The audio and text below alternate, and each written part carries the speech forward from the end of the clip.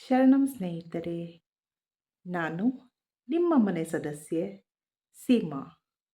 ನಿಮಗೆಲ್ಲರಿಗೂ at Seema minus Q2I ಈ ಚಾನೆಲಿಗೆ ಸ್ವಾಗತ, ಸುಸ್ವಾಗತ. ಕಣ್ಣೀರು. ಕಣ್ಣೀರು ಅಂದರೆ ಏನು? ಕಣ್ಣೀರು ಒಂದು ಮೌನವಾದಂತಹ ಪ್ರಾರ್ಥನೆ. ನಮ್ಮ ಈ ಪ್ರಾರ್ಥನೆಯನ್ನು ಯಾರಿಗೂ ಸಹ ಕೇಳಿಸಲ್ಲ. ಆ ಮೇಲಿದ್ದಾನಲ್ಲ ಭಗವಂತ, ಅವನಿಗೆ ಮಾತ್ರ ನಮ್ಮ ಕಣ್ಣೀರಿನ ಪ್ರಾರ್ಥನೆ ಕೇಳಿಸುತ್ತೆ. ನಾವು 10 kg 20 kg ಭಾರವನ್ನು ಎತ್ಬಿಡ್ತೀವಿ, ಆದರೆ ಕಣ್ಣೀರಿನ ಭಾರವನ್ನು ಎತ್ತಕ್ಕಾಗಲ್ಲ. ಅದು ಜಾರಿ ಕೆಳಗೆ ಬಂದೇ ಬಿಡುತ್ತೆ.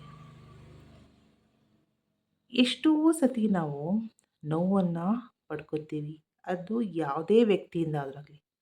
ಆದರೆ ನಾವು ಅವರ ಕೊಟ್ಟಂತಹ ನೋವನ್ನು ಮರೆತರೂ ಸಹ ಅವರು ಮಾಡಿದಂತಹ ನೋವು, ನಮಗೆ ಕೊಟ್ಟಿರುವಂತಹ ಅಳುವು ಇದು ಮಾತ್ರ ಶಾಶ್ವತವಾಗಿ ಉಳ್ಕೊಳ್ಳುತ್ತೆ. ಅದು ಯಾವಾಗ ನಮಗೆ ನೆನಪಾಗುತ್ತೋ ಅದು ನಮಗೆ ಹೇಳ್ದಲೇ ಕೇಳ್ದಲೇ ಕಣ್ಣಿನಿಂದ ಕಣ್ಣೀರು ಬಂದೇ ಬಿಡತ್ತೆ. ನಾವು ದೇವರಿಗೆ ಎಷ್ಟು ಕೃತಜ್ಞತೆ ಸಲ್ಲಿಸಿದ್ರೂ ಕಡಿಮೆ. ಯಾಕಂದರೆ ಕಣ್ಣೀರಿಗೆ ಬಣ್ಣವನ್ನು ಕೊಟ್ಟಿಲ್ಲ. ಒಂದು ವೇಳೆ ಬಣ್ಣ ಏನಾದರೂ ಕೊಟ್ಟಿರ್ತಾ ಇದ್ದರೆ ಈ ಬೆಳಗಿನ ಬೆಳಕಿನಲ್ಲಿ ಬಣ್ಣ ಬಣ್ಣದಂತಹ ದಿಂಬುಗಳು ಅದೆಷ್ಟೋ ಜನರ ರಹಸ್ಯವನ್ನು ಬಹಿರಂಗಪಡಿಸ್ಬಿಡ್ತಾ ಇತ್ತು. ಸಮಯ ಹೋಗ್ಬಿಡುತ್ತೆ, ವ್ಯಕ್ತಿಗಳು ಹೋಗ್ಬಿಡ್ತಾರೆ, ಆದರೆ ಅವರು ಕೊಟ್ಟಂತಹ ನೋವು ನಮಗೆ ಈ ಕಣ್ಣೀರಿನ ಮುಖಾಂತರ ಆವಾಗವಾಗ ಬಂದು ನೆನಪು ಮಾಡುತ್ತೆ. ನಮಗೆ ಕ್ರಮವಾಗಿ ಏನಾದರೂ ಓದಕ್ಕೆ ಬರ್ತಾ ಇದ್ದರೆ ನಮ್ಮ ಕಣ್ಣಿನ ಈ ಕಣ್ಣೀರಿದೆಯಲ್ಲ, ಅನೇಕ ಕಥೆಗಳನ್ನು ಹೇಳ್ತಾ ಇತ್ತು, ವ್ಯಕ್ತಪಡಿಸ್ತಾ ಇತ್ತು. ಆಕಸ್ಮಿಕವಾಗಿ ಬಂದಂತಹ ನಮ್ಮ ಕಣ್ಣಿನಿಂದ ಬಂದಂತಹ ಕಣ್ಣೀರಿನ ಕಾರಣವನ್ನು ಈ ನಮ್ಮ ನಾಲಿಗೆ ಇದೆಯಲ್ಲ, ಇದು ಸಹ ಉತ್ತರ ಕೊಡೋದಿಲ್ಲ. ನಮಗೆ ಜೀವನದಲ್ಲಿ ಎಷ್ಟೋ ನೋವುಗಳು ಬರ್ತವೆ, ಸಂತೋಷಗಳು ಬರ್ತವೆ, ಕಷ್ಟಗಳು ಬರ್ತವೆ, ಸುಖಗಳು ಬರ್ತವೆ. ಅದೆಲ್ಲದಕ್ಕೂ ಸಹ ಏನಾಗುತ್ತೆ, ನಮ್ಮ ಕಣ್ಣೀರು ಬಂದು ಏನಾಗುತ್ತೆ, ಅದನ್ನು ವ್ಯಕ್ತಪಡಿಸುತ್ತೆ. ದುಃಖದಲ್ಲಿದ್ದಾಗ ದುಃಖದ ಕಣ್ಣೀರು, ನೋವಲ್ಲಿದ್ದಾಗ ನೋವಿನಿಂದ ಬಂದಂತಹ ಕಣ್ಣೀರು, ಸಂತೋಷದಲ್ಲಿದ್ದಾಗ ಸಂತೋಷದಕ್ಕೋಸ್ಕರ ಬಂದಂತಹ ಕಣ್ಣೀರು. ಹೀಗೆ ನಾವು ಸಮಯಕ್ಕೆ ತಕ್ಕಂಗೆ ಏನನ್ನು ಪಡ್ಕೋತಾ ಇರ್ತೀವಿ, ನೋವು, ಕಷ್ಟ, ಸುಖ, ಅದ್ರ ಪ್ರಕಾರ ನಮ್ಮ ಕಣ್ಣಿನಿಂದ ಕಣ್ಣೀರು ಏನಾಗುತ್ತೆ, ಹರಿಯತ್ತೆ. ಅದು ದುಃಖದ ರೂಪದಲ್ಲಾದರೂ ಆಗ್ಬೋದು ಅಥವಾ ಸಂತೋಷದ ರೂಪದಲ್ಲಿ ಆದರೂ ಆಗಬಹುದು. ನಮ್ಮ ಜೀವನದಲ್ಲಿ ಸ್ನೇಹಿತರೆ ಎಷ್ಟೋ ಗಾಯಗಳಿದ್ದಾವಲ್ಲ, ಅದು ನಮ್ಮ ಜೊತೆನೇ ಸಾಗ್ತಾ ಇರ್ತವೆ. ಆದರೆ ಕೆಲವೊಂದು ಸಮಯದಲ್ಲಿ ಆ ಗಾಯಗಳೇನಾಗ್ತವೆ, ನಮ್ಮ ಮನಸ್ಸಿನಲ್ಲಿ ಹಾಗೇ ಉಳ್ಕೊಂಡು ಕೆಲವೊಂದು ಸಮಯದಲ್ಲಿ ನಮ್ಮ ಹೃದಯದಲ್ಲಿ ನೋವಿನ ರೂಪದಲ್ಲಿ ಆ ಗಾಯ ನಮಗೆ ಉಳ್ಕೊಂಡಿರುತ್ತೆ. ಕೆಲವೊಂದು ಸಮಯದಲ್ಲಿ ಏನಾಗುತ್ತೆ, ಕಣ್ಣೀರಿನ ರೂಪದಲ್ಲಿ ಅದು ನಮ್ಮ ಜೊತೆ ಉಳ್ಕೊಂಡಿರುತ್ತೆ. ಕೆಲವ್ರಿಗೆ ದೇವರು ಹೇಗೆ ಮಾಡಿರ್ತಾನೆ ಅಂತೇಳಿದರೆ, ಅವರ ಹಣೆಬರಹದಲ್ಲಿಯೇ ಅಳುವನ್ನು ಬರೆದಿಟ್ಟಿರ್ತಾನೆ.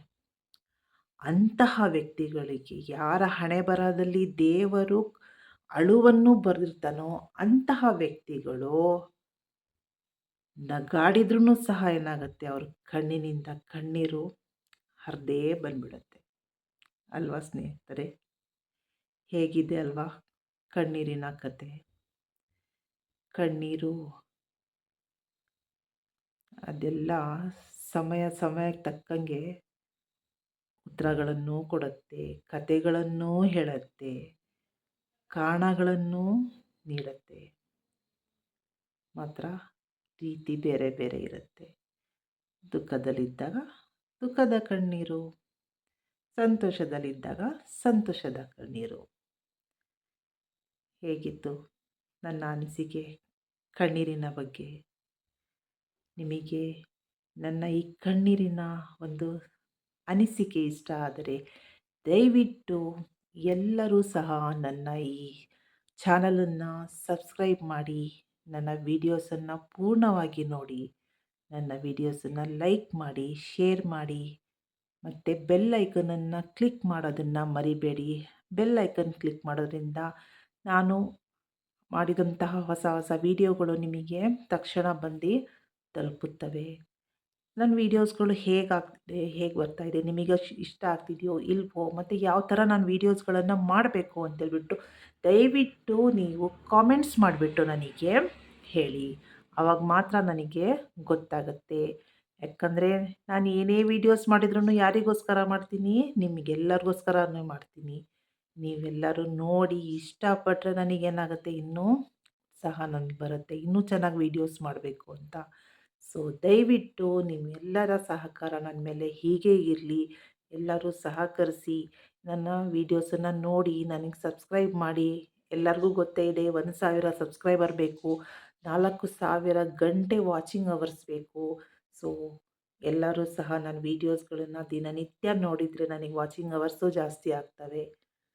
ನನಗೆ ಒಳ್ಳೆಯದಾಗಲಿ ಅಂತೇಳ್ಬಿಟ್ಟು ಎಲ್ಲರೂ ಶುಭ ಹಾರೈಸಿ. ನಿಮ್ಮ ಮನೆಯ ಸದಸ್ಯೆ ಸೀಮಾ ನಿಮಗೆಲ್ಲರಿಗೂ ಸಹ ಕೋರ್ತಾ ಇದ್ದಾಳೆ. ನನ್ನ ಈ ವಿಡಿಯೋವನ್ನು ಇವತ್ತು ಇಲ್ಲೇ ಮುಗಿಸ್ತಾ ಇದ್ದೀನಿ. ಸಿಗೋಣ ನಾವು ಮತ್ತೆ ಒಂದು ಹೊಸ ವಿಡಿಯೋದಲ್ಲಿ.